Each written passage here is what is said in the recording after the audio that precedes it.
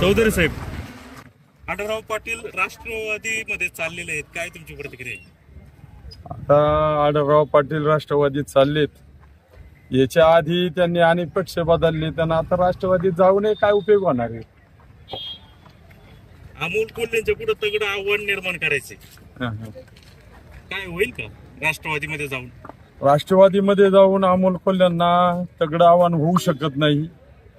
कारण तसं पाहिलं तर अमोल कोल्हेंची क्रेज या समाजाच्या दृष्टिकोनातून फार महत्वाची आणि मोलाची कामं अमोलदादांची आहेत. त्यामुळं अमोलदादांना हे तगडं आव्हान होऊ शकत नाही.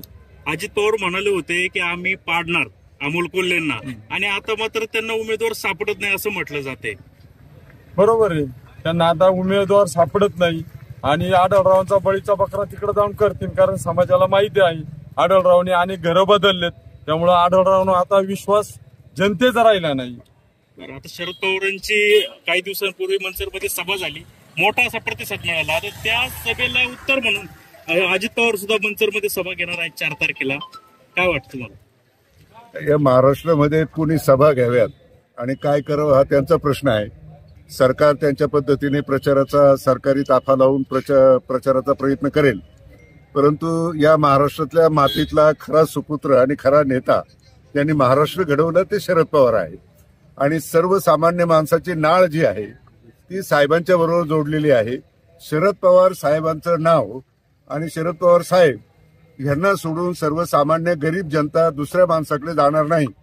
त्यामुळं कुणी कितीही पक्ष बदलले, काही केलं, कुठलंही बहुरुपयाचं सोंग घेऊन कुणीही पुढे आलं तर लोक बाकी शरद पवार साहेबांच्या पाठीमागे, उद्धव साहेब ठाकरे यांच्या पाठीमागे आणि काँग्रेसच्या पाठीमागे निश्चित प्रकारे आहेत. कारण भूलभुलैया आणि फसव्या सगळ्या गोष्टी पाहून लोकांना कंटाळा आलेला आहे.